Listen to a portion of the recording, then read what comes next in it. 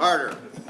We want to welcome you to our City Commission, City of Leavenworth Budget Proposal Meeting. And at this time, we're in session, and I will turn it over to our City Manager, Paul Kramer.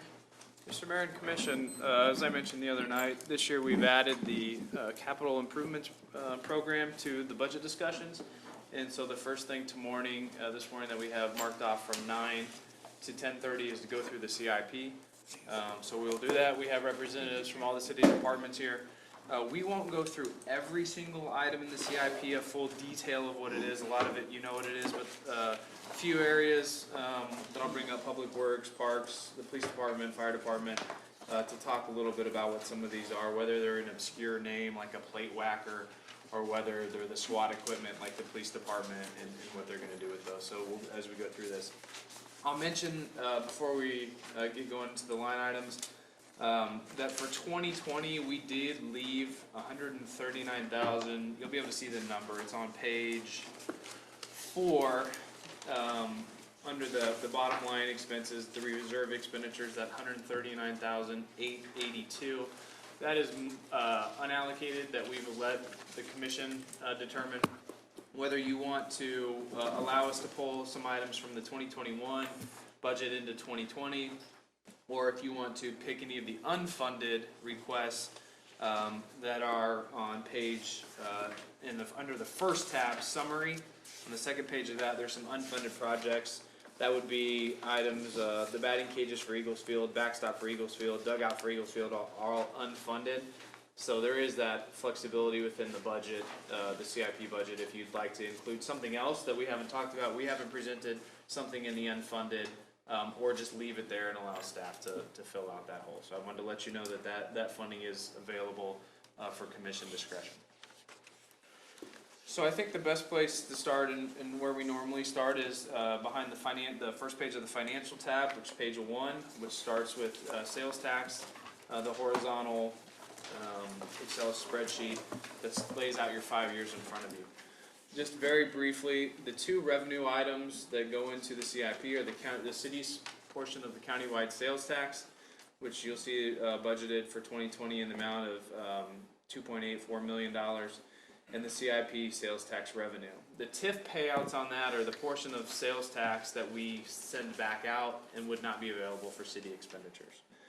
So with the total revenue, just for the first year, a little bit over $5 million is what you'll see in the CIP for expenditures. And CIP sales tax revenue, that's a half cent of the 1 cent. Is that correct? Right, or 1/4 of the city's total sales tax. So that shows 2020 we're going to have approximately $493 million go through the cash registers in the city of Leavenworth. Right.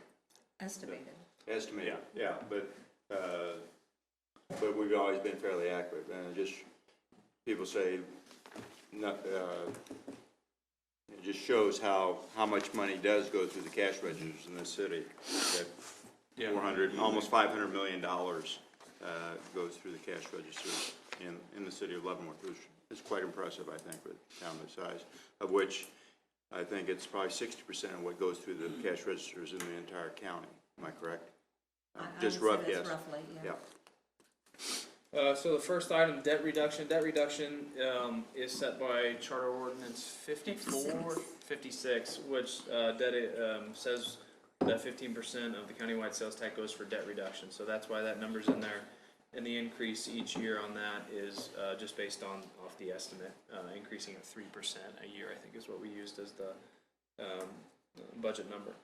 The animal control building, you'll see in parentheses there, 2025, that's a set payment for the animal control structure that ends in 2025. On the unfunded projects, you saw Fire Station 3.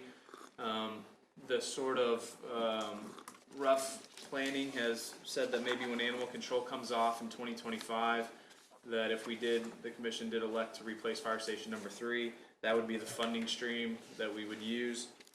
It doesn't mean we'd have to wait until 2026 to build the fire station. As we've mentioned, maybe 2021 design and looking into maybe some temp noting or something like that to allow it to be started with the funding being available when animal control was retired. The fire truck bond payment, 15 years. This is not the aerial truck. This is 3 new trucks that we purchased from Pierce Manufacturing that are in service now, and that bond payment retires in 2031. Business and Technology Park, pretty self-explanatory. That debt retired in 2037. Issuance for the payment, or the city's half of the payment for that park. Second Street debt service payment comes off next year. We have one final year to pay on that. I think it's lit as of this week. Yes. If you go drive Second Street, we did a little supplemental project with existing funds, and so we put lights on that bridge as you're coming in down in south into Stove Factory. It's really nice. So I drive that, and that project ends next year is their final payment. Thornton Street debt service payment. Will be that'd be Thornton Street debt service payment and 10th Avenue. We did get bids yesterday afternoon at 3 o'clock, and we came in slightly under budget on the bids, so that's good. McEnany Construction was the low bid for 10th Avenue. They're the same ones doing 20th Street and the City Hall parking lot, so they're already in town, and so we're going to get a timeline. We'll do a special meeting next week to approve that contract, hopefully, if that contract's ready for next week. And then we'll put a timeline together for the commission on the 20th Street parking lot and 10th Avenue, because they'll be in town and doing them all at the same time. Kissick Construction, a firm that we've worked with before and is well respected in the Kansas City area, is the apparent low bidder on the Thornton Street project. That's going to take a little more work. It's a much bigger project to get everything in place, so you'll probably see that in a couple weeks for approval on that. So all that came in under the total engineer's estimate, just barely, by about $100,000. Debt service on the financial system. This is our Munis system and everything that the ongoing payments for that. Economic development, again, just like debt reduction. This from the countywide sales tax. We set aside 15%. This goes for everything from a big portion of this recently has been going to grants, our facade grant, our multi-tenant grant. We're probably this fall going to bring a concept to you to rename that facade grant, because we do roofing with that and HVAC, and we do walls. I mean, it's way more than facade. Originally it was signage and appearance, but we do a lot of other grants to help businesses defray those initial capital costs. So, but that's where a lot of those fundings go to. CPAC is in there. We still pay $50,000 a year to CPAC as part of that 10-year agreement for the jobs that they brought to the community. 2020 is the last year, I believe so. of the $50,000 payment. That was a 10-year incentive that we gave.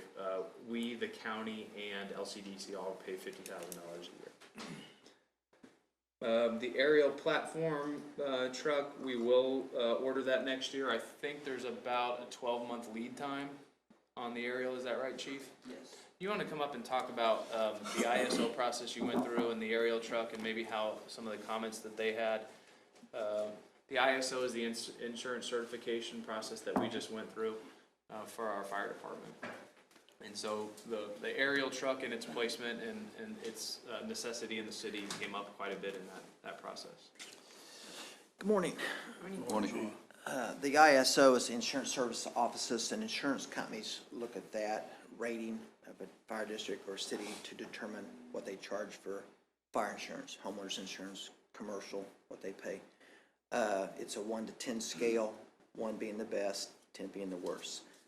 What they look at is 50% is a lot of different aspects of the fire department itself. Training, the testing of our equipment, our deployment, how we respond, staffing. They look at a number of things. They look at the fire inspections and public education, things of that nature. And that's worth 50%. And then they look at the water department, the water mains, the hydrants, flow testing. We have to go out and flow test, and that counts for 40%, which we're in really good shape here. That's what really carried us, is the water. And then 10%, they look at the communication center, the dispatch center, how things come in, computer-aided dispatch and things of that nature. So that's what they look at.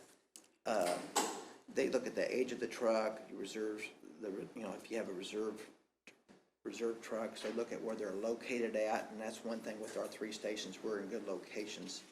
Down the road, we may move some apparatuses around a little bit because the bulk of our high-rise structures is on this end of town. And so they look at that. Our primary truck that's staffed right now is a 75-foot. The 100-foot platform that we currently have, the one that's 30 years old, is not really staffed. So we really didn't get credit for that. But we have a lot of buildings that's a lot higher than, you know, the 75-foot, so that hurt us. So anyway, they take all that into consideration and look at it. So it does have a bearing on that. It's all a point system. It's pretty complex. I've read through it several times, and it's still pretty complex. But anyway, that's it will help us on that, and then we'll probably deploy a little bit. Currently, also too, you know, if we back up, we used to have a rescue that didn't have a pump, hose, or water on it. We now have, our rescue has a pump, hose, and water. That helped us because they look at having 3 pumping apparatus on the scene. And also the current platform we have that's 30 years old that we're going to replace, it doesn't have a pump on it. Although that won't be its primary function, that will be one of the things that we'll have for redundancy in the system. So it'll help us there. So What was our rating? our rating's a 2. So we're very good. for us. Yeah, Good for and- our size. And actually, it was close because our points kind of, and ISO was kind of changed the way they look at things. You know, some things we were doing, but then the question would be asked, well, do you have a written policy on that? No, we don't. Well, you know, so, well, we can't give you that. So they have a lot of things they added on us that hurt us a little bit. So we was a little nervous. On the training, you know, our guys, we use a software program called Firehouse where it's all our data and they go back and enter stuff. Our guys are out training all the time. I see them out there at the tower training a lot. I think a lot of that, they go out there and do it and then it just didn't get recorded back in the book. I had confidence that we were doing it, just didn't always get recorded. And then in the certain categories and stuff. So we've already improved on that. We, you know, talked to everybody and we're getting everything entered in there. So I didn't want it to drop, even though a drop to a 3 may not have, our citizens may not have noticed that drop. I didn't want that to happen under my watch, you know, so we'll work hard, you know, How often again do you? about it every 5 years, yeah. Well, I think, talking to some insurance folks, and I'm not an insurance person, but if we would drop from a 2 to a 3, my insurance rates, my homeowner's insurance may raise $7 to $10 a month, which doesn't really look like much, but you multiply that by 10,000 rooftops, of which there's probably more. That's 100,000 a month, 1.2 million a year. Well, we're going to spend $165,000 a year for a new truck to hopefully hold that 2. So I think it's money well spent for the taxpayers of Leavenworth, and one, to save them money, but 2, you know, providing police and fire safety service is, you know, one of our paramount responsibilities. Chief, can you talk a little bit about the process of getting the truck and when we'll start that and kind of how long it'll take? Okay. My goal is to try to have something ready in the first quarter to bring before you to vote on. What we did last year, you know, we looked at the Houston Galveston cooperative bids, and we kind of purchased off that, so we didn't have to write you know, specifications and send all the different manufacturers and things of that nature, and it actually saved a lot of time. It's still a competitive bid, but it's done by other companies, and we kind of piggyback on another city. What my thought is here is in the Metroplex, there's a lot of the same type of trucks that we have. It's just kind of like I went to District 1 next door on our pumper, and I got their specifications, and then we just made some modifications. So we kind of knew the price going in and just made some modifications. That's kind of my thought here with this aerial platform, is to look at a lot of the Johnson County departments, and then also on the Missouri side, Kansas City and Lee Summit, and go take some of my guys out there to look at those trucks and see what would work for us, what fits here, and then try to, and then, you know, I'll know the price, and then we can kind of piggyback on theirs. Kansas City, you know, just bought like 46 apparatuses total, so they got a pretty good discount. So my goal would be to piggyback onto contract and get those, recoup that large volume discount. We got a little bit because we bought 3 last time ourselves, but that's kind of the plan. It's just, rather than reinvent the wheel. I do like to do, we've talked about looking at a Salisbury and an E1 truck, but I do like to be standardized. Pierce is very good. They make everything all under one roof, basically. The diesels are Cummins and Allison transmissions, so like we got a truck now over at Cummins, which is local, and the Allison place is local. So those types of things, we have issues we take there, but everything else, all the components, the trucks we bought in the past, the Ferraris, it's always Ferrari / something else. So a lot of times, we'll call one manufacturer and they say, well, that actually was added on from this manufacturer, so you get a lot of this here. So it's hard on maintenance and stuff. But when you get it from a manufacturer that basically does everything themselves, then you only have to deal with one person. So it just helps with maintenance. It helps with parts. And just talking to our service center over here, Marcy's, they really like that these 3 trucks, when they get ready for PM, they order the same filters and everything, things they need from one place. It makes it a lot easier for them to try and repair stuff. So we will look at some of those others. Some of my guys have seen them at some of the shows, the conferences and stuff they went to, so we might take a trip and a day trip and take a look at some of them, but there's a strong possibility we'll end up with the same manufacturer that we currently have, just to keep things standardized throughout the fleet. It also helps with not only the mechanics and the parts, but also my driver operators for training. When they go get sent from one station to the other, the basis is all exactly the same. They're not having to look where the knobs are and stuff like that. It's all basically the same, so it helps with training issues also. Thanks, Chief. Any Thank you. questions about the aerial or? So then on to ongoing projects, community center operations. We spoke about that. Probably worth another discussion this fall about rates at the community center, where the overages are. It's nothing different than it has been the last couple of years. We keep our rates low. Expenditures are roughly the same. It's a fundamental imbalance of expenditures. It's not like they're rising and rates are falling. It's just sort of that fundamental imbalance of the subsidization of those operations. Equipment replacement, that's really vehicle replacement. The traditional yearly 4 patrol cars. I do ask Chief Kitchens to come up and talk a little bit about 4 is our standard rotation through the fleet of our patrol cars based on 4 years, 100,000 miles, which is pretty, we've been doing this a long time, and that's usually how it rolls out. So Chief, if you want to talk about patrol cars and equipment in general. Mr. Mayor, Commissioner, good morning. Following up on Mr. Kramer's statements, what we typically do is review our fleet annually, beginning in the early spring in anticipation of CIP. And we do not look at replacing a police car until it has 100,000 miles on it. When we get past 100,000 miles for a police car, we start to see maintenance costs and all those things go up exponentially. And so that's been a pretty good number for us. By the time that we ultimately end up replacing the car, it's probably somewhere around 125,000 miles, because there's a gap of we order it and then switch out the equipment. And so in terms of that, that's typically where we are, and we've been pretty consistent in trying to keep that number around 3-4, so it doesn't go way up one particular year and really low. So we've been pretty good about that pretty consistently. That include the SUVs, the K9 truck?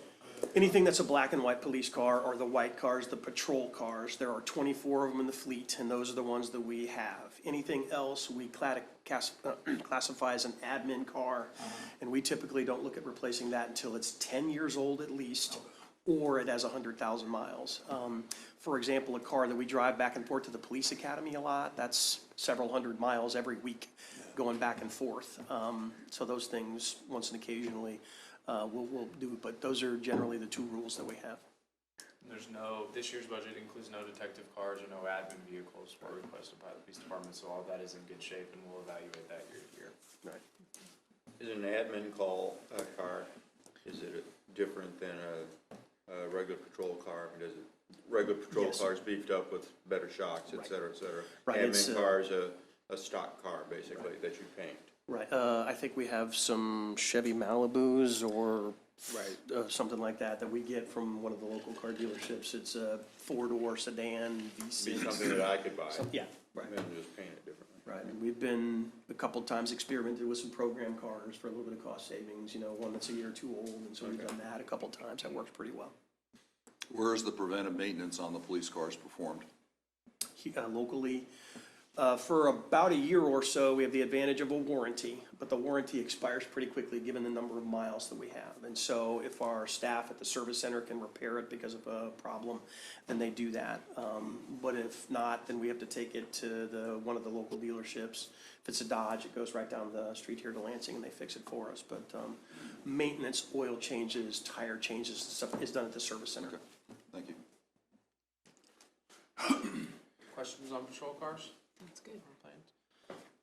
Pat, while you're up here, since you just have one other item, just one page forward, just about a third of the way down is the police SWAT active shooter response equipment. If you want to talk about what that is. We asked for a $42,000 allocation, and this is a bundling of several smaller pieces of equipment into one particular item. We have been focused in like a laser beam in the course of the last 4 or 5 years in making sure that we are fully capable of responding to an active shooter, given all of the events that we see across the country, from Las Vegas to Orlando and the school shootings and all of that. We spend a tremendous amount of time training in that endeavor and ensuring that our equipment is sufficient in this regard. The latest 3-year trend, it's called CCTA, which is, let me make sure I get it right, Complex Coordinated Terrorist Attack. Under that umbrella is active shooters in any school or business or anything like that. And so what that allows us to do is really study everything from our training to our equipment. This equipment request is designed to do some enhancements to what we have. For example, the SWAT operators that would respond and the police officers that would respond, we've identified a gap in their bullet-resistant vest where it's covered here and in the back, but not on the side. An acquisition out of this allocation would allow us to enhance the side for their panels to make it a little safer when they're responding. There's some infrared lighting, night vision equipment associated with this. So this is a bundle of equipment that we're asking that would enhance our technology as it relates to respond to active shooter situations. Where is it listed? Which page? Just the next page, page 2. Right. Top Oh, of SWAT, okay. 21,000. 21,000, all right. So it's 42, because Oh. it's different, it's not, he can buy half 1 year and half the other, pretty much order them at the same amount and pay them different. At the end of the CIP, we'll probably end up being able to put all 42,000 in 2020, that would be the goal, but right now we split it over 2020 and 2021. Any questions or comments on that? A little bit of a separate question on some of the properties, for example, the hotel up north that's closing, has closed. Are you able to use that for training before they bulldoze it? I think they've been up there once. Yes is the answer to the question. We have the information on the person who's managing it still. We help them in terms of consulting on how to close it, depending on how long it was going to be. And then so they have already, I think they've been up there at least once, but they will be up there a couple of times at least before it goes down. Okay. Which the last conversation I had with the person was about 45 days.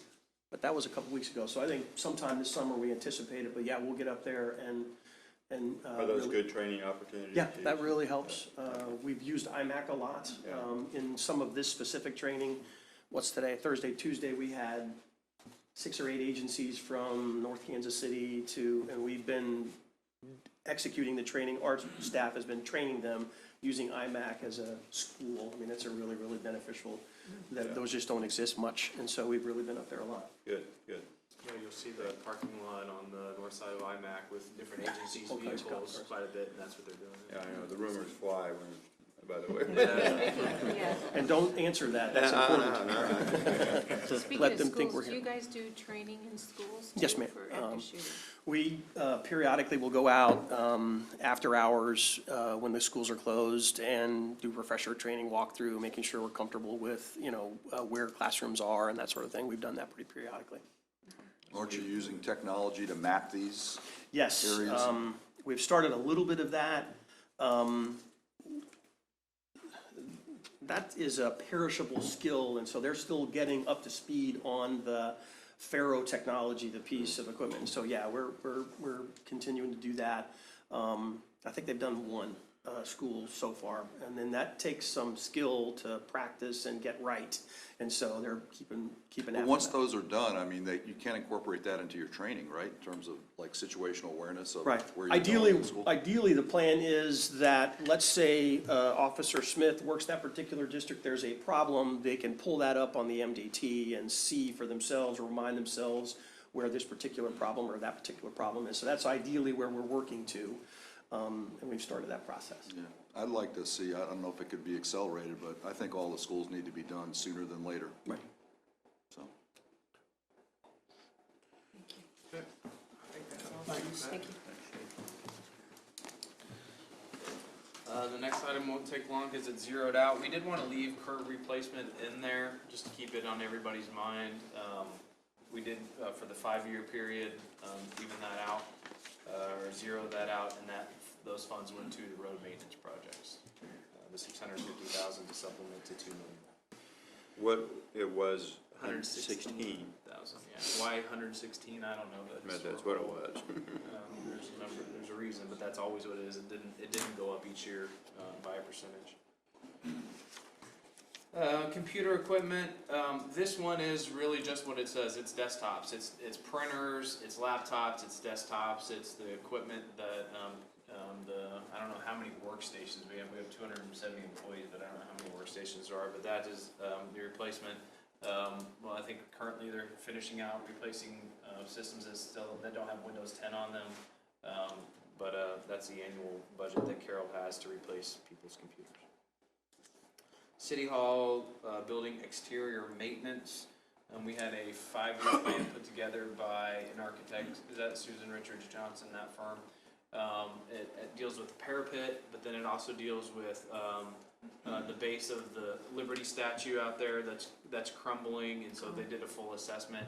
Probably this late summer, early fall, we'll present that plan to the commission for that. We had somebody up recently just doing the work on the parapet, or doing the evaluation of the City Hall parapet to keep the building in good shape as we get closer to approaching the 100-year anniversary of the building in a couple years. Sidewalk program, for a little bit of reference on where that would have been and where it is now. Just look at economic development or debt reduction, that 426,510. So it was more than cut in half, but we believe that there's still meaningful dollars in that 192.5. We do a lot of cost share projects, so that'll be maintained. The sidewalk cost share that businesses and residents both use pretty heavily, and then we'll also be able to do a lot of work internally with that 192,000. And again, that difference was put into the road maintenance budget. And what was originally 400-some thousand? 426,510 would have been the 2020 number.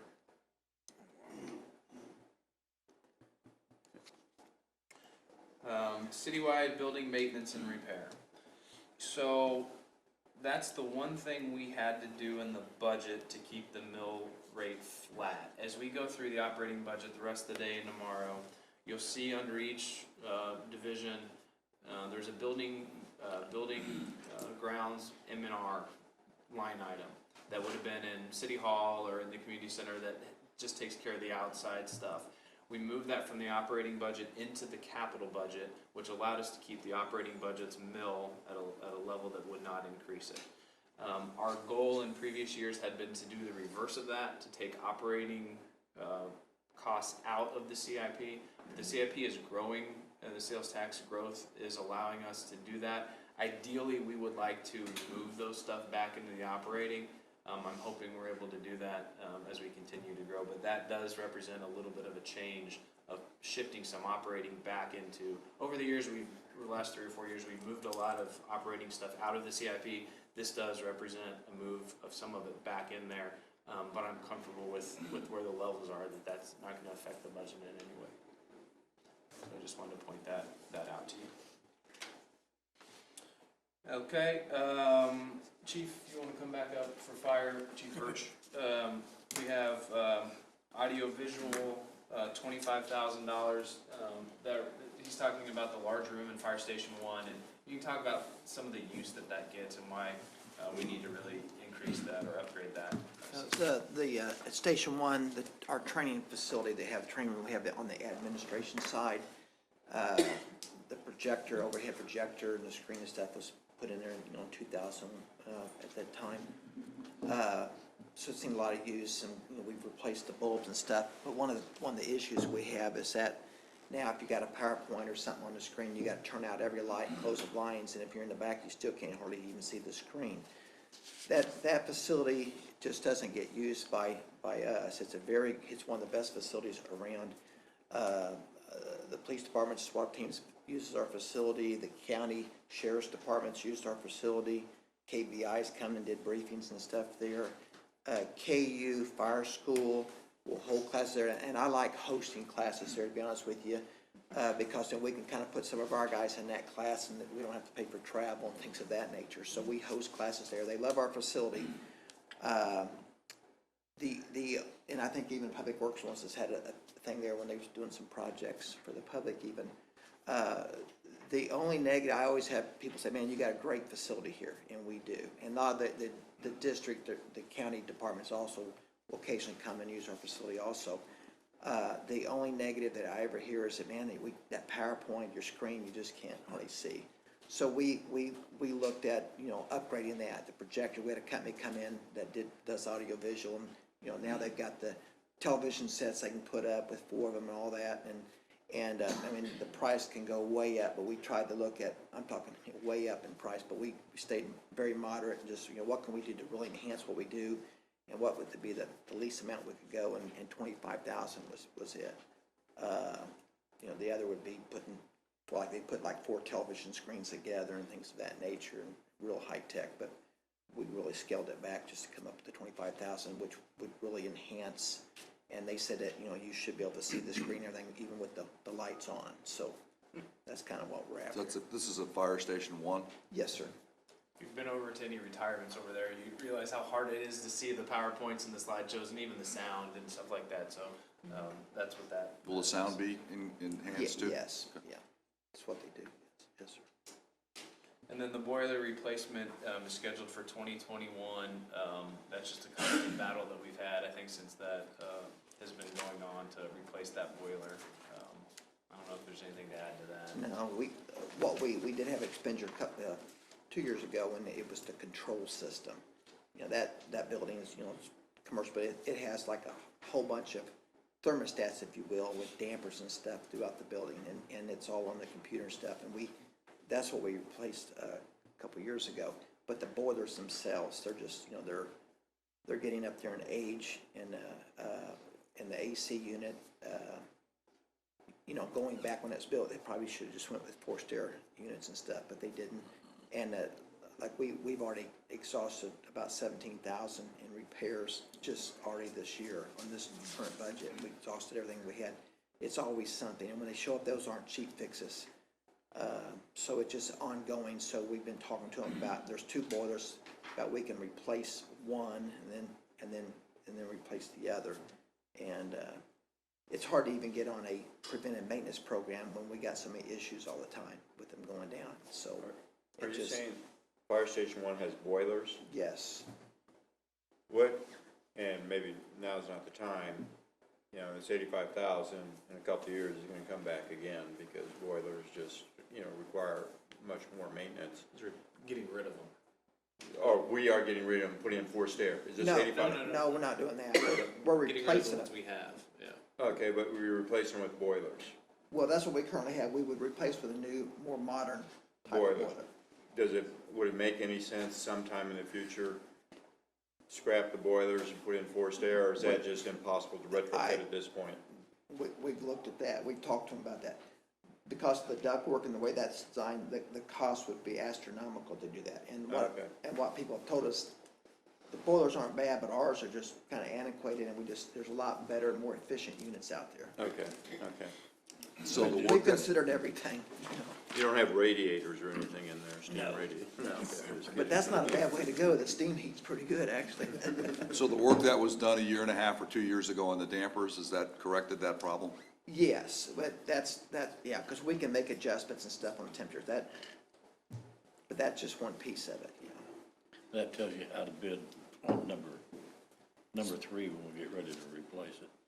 Go Forest Air. Oh, definitely. In fact, that station's, we had a fire department that's, and it's a district, but they're out like in Gardner. They're getting ready to build a new station. And the assistant chief, Dennis Myers, which used to be Overland Park, which I know, and then his chief, they came and looked at our station just recently. They really liked the way the station and then the admin, and they're gonna kind of duplicate. And that, actually, right now, one of the architects that they've hired was at the station at 9 this morning for a tour.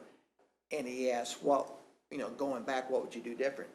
Boilers. Don't put boilers in this thing. Go with forced air units. So, anyway. Metal clothes locker, you'll just see it as 2020. This is the top of the next page as we move on. This is fire department, but this is the third year of replacement of the metal clothes lockers in the different stations. So I don't know which station is left. Right, we still have a few left at Station 2. Station 3 still got wood lockers, but when the station was bought, instead of getting metal lockers, they bought wooden lockers at Station 1 and Station 2. Well, they were kind of like that particle board type stuff.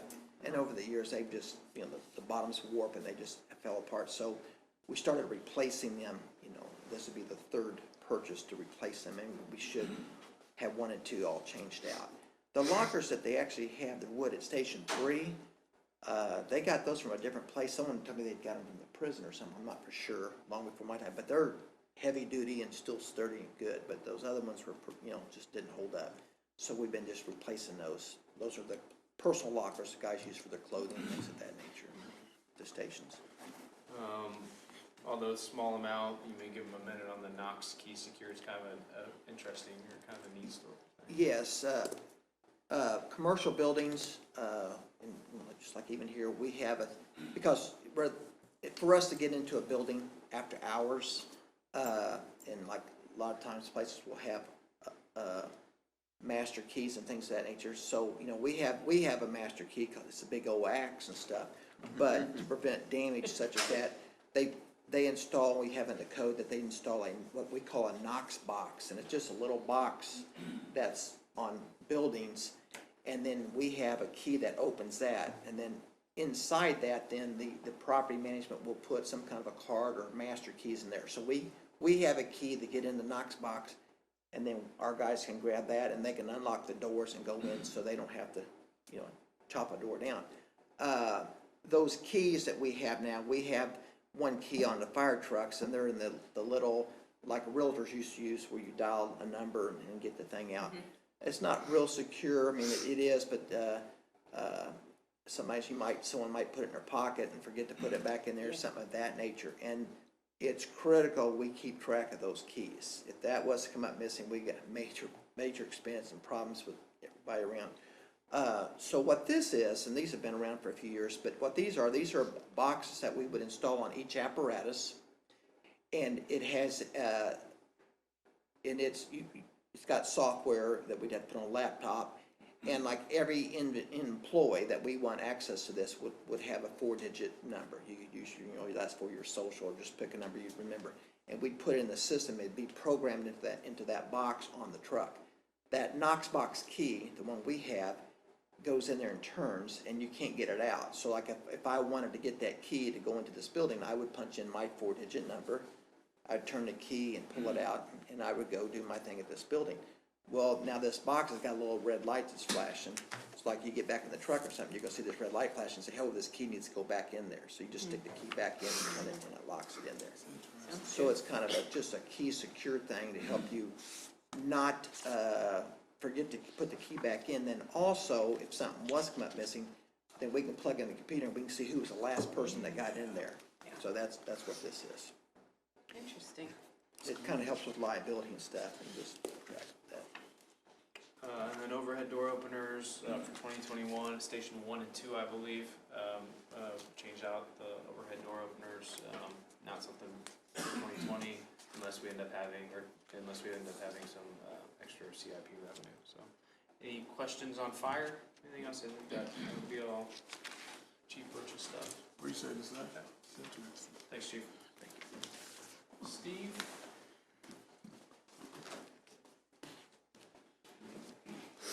to the Parks and Recreation.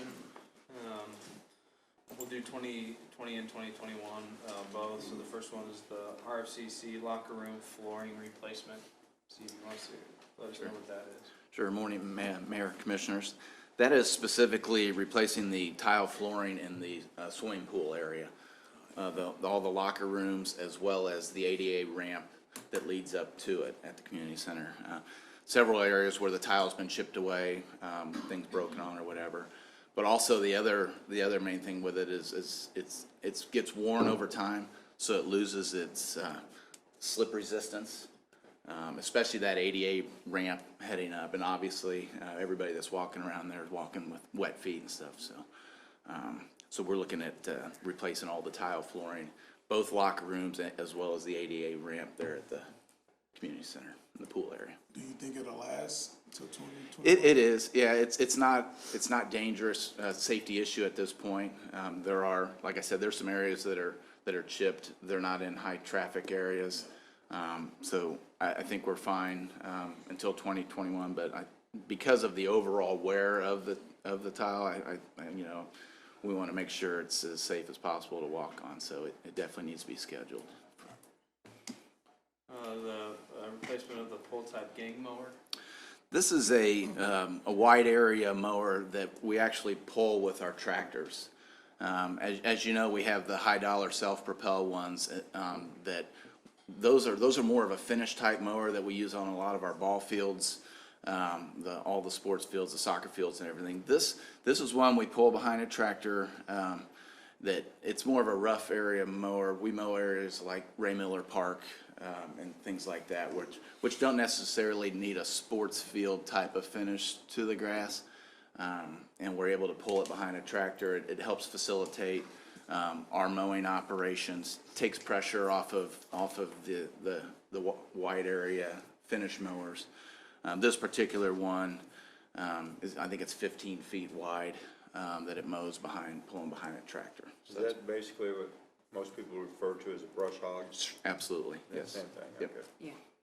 Runs off the PTO on a tractor. Yes, correct. Correct. It has, and some people call it a bat wing because it has two wings that come up like that.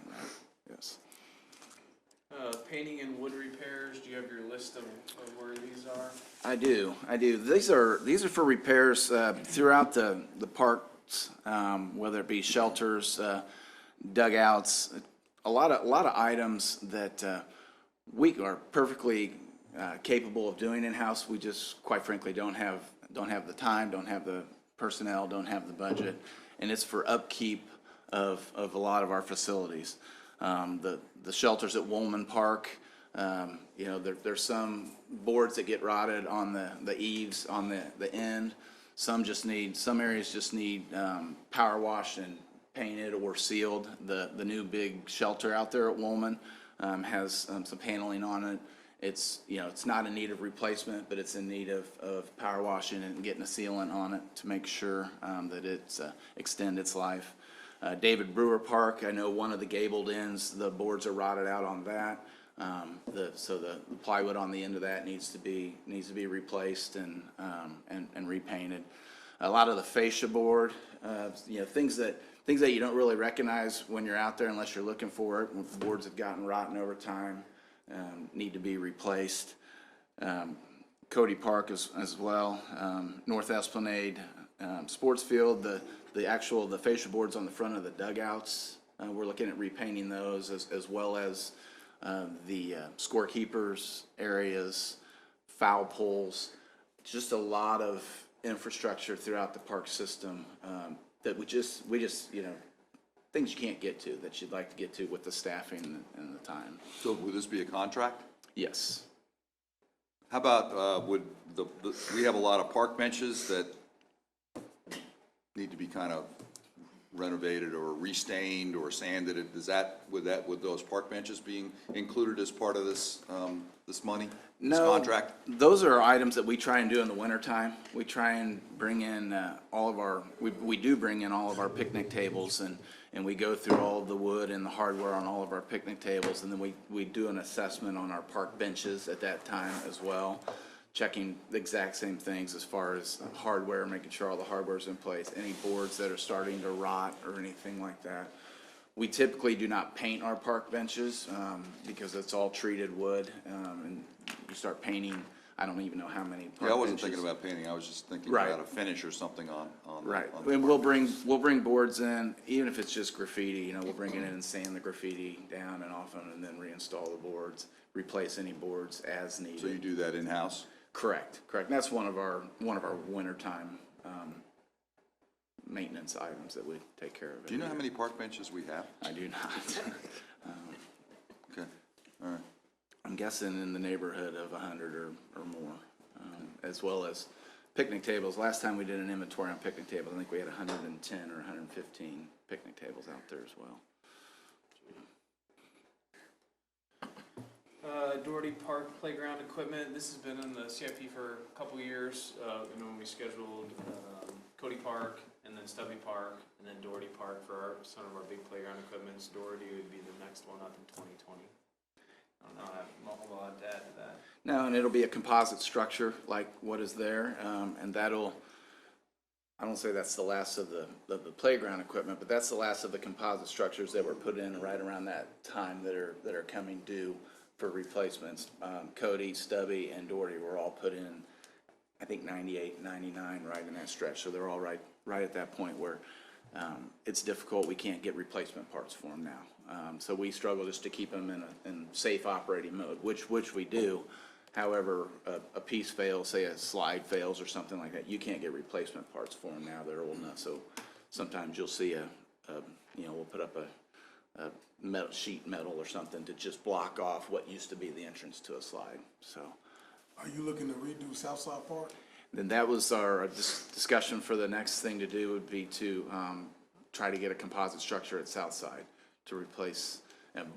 Park Superintendent Brian Bailey and myself have walked that property trying to envision where the best area is, but that's what we would like to do, and I think we'll talk about that coming when we start talking about requests for the CIP for 2021 next year.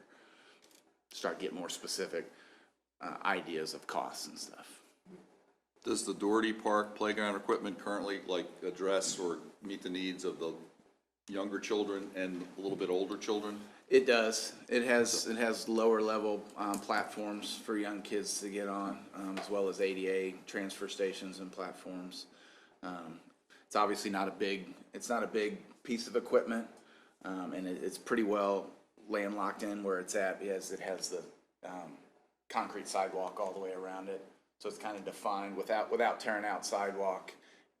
It's kind of defined as to the size of the piece of equipment that goes in there, but it serves ages 2 to 12. 2 to 12? Yeah. And the replacement equipment would do the same? Yes, sir. The 2021 Riverfront Park water line replacement, it's been impossible to find the leak on that line for a long time. So, but it's a big ticket item, and it's let's talk about that a little bit more as we talk about the park and the future of that park. Yeah, it serves the campground. The water line that is in there is PVC, and it's very, very thin. I don't even think it's Schedule 40. We consistently have breaks in that water line. I think we repaired two of them last year. We currently have a leak in that water line. Obviously, the water's not on right now. One of the issues we do run into there is, as Paul was referring to, sometimes the water leaks don't daylight themselves depending on the river level. If the river level is low and you get a water leak, it doesn't find its way to the surface like you would like. It finds its way down to the river. So that's something we've battled, where our water meter will be down there spinning, and we have no idea, short of digging up the entire line, which goes underneath all the infrastructure there. So the hope is to go ahead and put in a new water line with the new PEX water line that is much more durable and much more reliable. Can our camera system work, or has it been tried and this doesn't work? The water line's not big enough for our camera, for the WPC camera. Okay. I think it's only an 1.5 inch water line that goes down there. But this is an expenditure scheduled for 2021? Yes. Cody Park backstop and dugout repairs, somewhat similar to the painting and wood repairs, but big enough that it's broken out as its own, and that park, that field definitely gets a lot of use. Correct, and this is replacing the fencing fabric, basically. The structure of the backstops and the dugouts themselves is still pretty good shape. The fencing fabric over time starts to roll up, balls hitting against it, and just gets worn. We were able to do that this last year as we worked on the fields down here at Doherty Park, as well as out at Jefferson. As we redid those fields, the infields themselves, we went ahead and were able to repair and replace a lot of the fabric on the fencing. And we weren't able to do that when we did Cody infield several years back. So this is just kind of bringing it up to speed with all of the others and getting it back in good repair. Sports field access trail, this has gotten pushed. It's more of an internal priority of getting trucks to different areas of sports field. There's a walking trail around sports field. So on the north side of sports field, this would take that walking trail into a trail that would be, that could accommodate a truck driving along that north side and then enter the maintenance. If you know where the maintenance that'd be facility good. is at sports field, it's between the two softball fields on the north side. So the truck, rather than having to drive through the complex, would go on the north side of the softball fields and enter the back. So we'd like to do that. It's a little bit expensive, so we have it right now for 2021. That's where it is. And then the final thing is on there is Havens Park. I mean, that's going to be a commission decision about it, whether it stays there, moves up, moves back. That's the restroom with parking. That's all in with what's needed to bring the sewer line. It's in the area, but to bring it to the spot, you got to put in a small, at least concrete, to be able to have ADA spots for the restrooms out there. So that's the all-in number. Now, if the commission did either want to move it up, or when we get closer to that 2020 date, we would come up with a new modern estimate. Could go up, could go down. Nothing ever comes down, I guess. Right. So, We included lighting in that, if you'll recall, from a safety standpoint. so I don't have anything else on that unless there's other questions. One last question. The PortaPotties, do you only place PortaPotties out there during the baseball season? Because I had individuals inquire about having PortaPotties out there that use that skate park. Yes, that's correct. We put them out during our ball season while we're having practices at those spots. So there's one that services the field there at 20th and Ottawa. We put one out at Jefferson Park. We put one out at Eagles. Anywhere where we don't have open public restroom facilities. Okay, have anybody asked you about having them set out there more consistently that use that skating park? I think we've probably had inquiries about that. I've probably had that inquiry, Mr. Mayor, about that for everywhere. It's just hard to provide facilities at all of our properties. Every time we have one of those, they cost in the neighborhood of $105 a month to have on site. And so that's something if desired, we could look forward, going forward and see if have to be budgeted for. I got you. Yes. Where specifically were you thinking? Skating, the sports field, the skating. Oh, area? the little skate park there? Yes, correct. Yeah. It's a lot of play. There's probably not a bigger target for vandalism than a porta potty. That's why the soccer association this year at 10th Avenue Park elected not to bring them back out because they're getting tipped over daily. Serious? Yeah. Yeah, and they charge you every time they come out and have to stand it back up. Oh, yeah. Yeah. Oh, great. First time hearing. And we even have them, they even anchor them down. We put them out in our areas in the wintertime when we've closed our restrooms, at all. Let's move up that restroom at Havens. That's a good one. You're right though. That'll take care of all the rest of them. Yeah, That's a at good least the ones at that park anyway, one. Yes. that area. Okay, Steve, I think that's, any other questions about parks? Or No, he'll anything be back related to for the parks? operating budget Absolutely. later. Yes. Okay. Yes. Appreciate it. Thank you, sir. Thank you. Mike, before you, one quick, Julie, if you wanna come up and talk about the comp plan. You'll see under community development, comprehensive plan update, 50,000 there. There's 50,000 also in 2019, so this is the second part, so it's really $100,000 for that. And Julie just give you an update on kind of. Yep, I'm about finished, putting a rough draft of our RFQ together, so I'll get that to Paul, and we'll get that refined and hopefully have that RFQ out, here within the next month or so. Get some consultant proposals back and hopefully get interviews scheduled and, a selection committee put together and have someone selected and on board and start working on it by the end of the year, so. And on the RFQ and the consultant, we'll issue the RFQ, but we'll have the consultants, the ones that respond to it, present to the commission and let the commission select the consultant that we use for the RFQ. They'll each go through the process that they plan to go through and get your feedback, and then we'll look for the commission to select, be a part of the selection of that RFQ. And then our new city planner starts today. Yep, she started today, so, that should, give us a lot more staff time to work on this and some other projects that we've had kinda out there hanging out.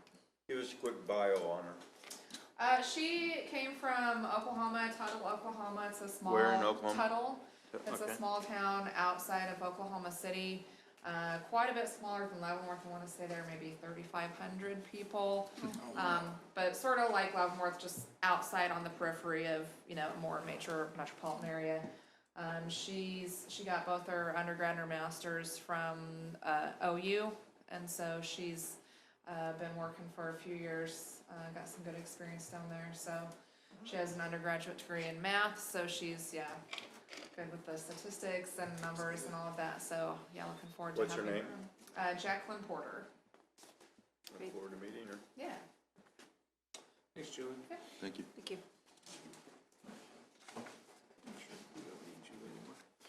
Okay, Public Works.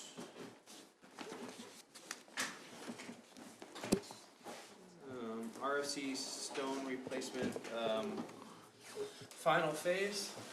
Mike, if you wanna tell us where we are on that. We're probably about 30% through with that project.